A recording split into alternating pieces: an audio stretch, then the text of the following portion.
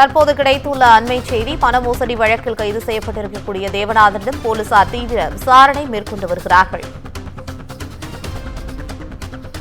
பண மோசடி வழக்கில் கைது செய்யப்பட்டிருக்கக்கூடிய தேவநாதனிடம் போலீசார் தீவிர விசாரணை செய்து வருகிறார்கள் என்பதை அண்மை செய்தியாக பார்க்கின்றோம்.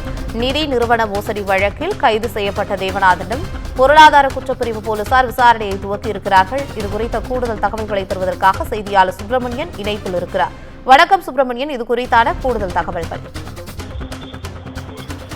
நிதி நிறுவன மோசடி வழக்கில் போலீஸ் காவலில் எடுக்கப்பட்டுள்ள தேவநாதனிடம் கிடுக்கிப்பிடி விசாரணை என்பது நடத்தப்பட்டு வருவதாக தகவல்கள் வெளியாகி இருக்கிறது.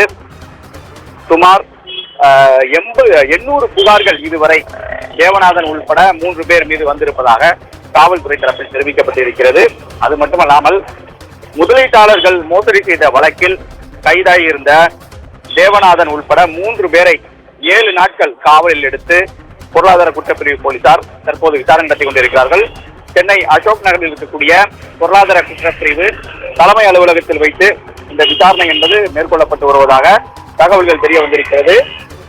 ஏற்கனவே 25 கோடி வரை மோசடி செய்ததாக வழக்கு பதிவு செய்யப்பட்டிருந்தது. ஆனால் விசாரணையின் அடிப்படையில் இது 500 கோடி வரை மோசடி நிகழ்ந்திருப்பதாக காவல்துறை சந்தேகிக்கிறார்கள்.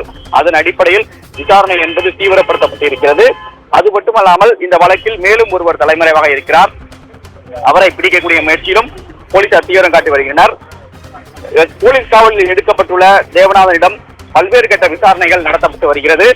மோசடி பணத்தில் எந்தெந்த ஊர்களில் சொத்துக்கள் வாங்கப்பட்டிருக்கிறது, அது மட்டுமல்லாமல் எந்தெந்த தொழில்களில் இந்த மோசடி பணங்கள் முதலீடு செய்யப்பட்டு இருக்கிறது என்ற கோணங்களில் போலீசார் விசாரணை நடத்தி கொண்டிருக்கிறார்கள்.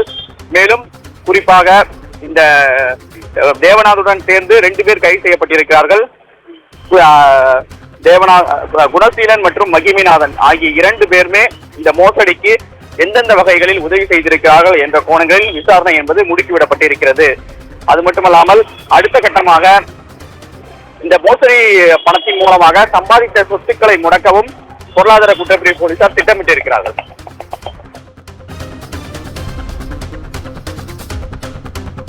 தற்போதைய தகவலுக்கு நன்றி சுப்பிரமணியன்.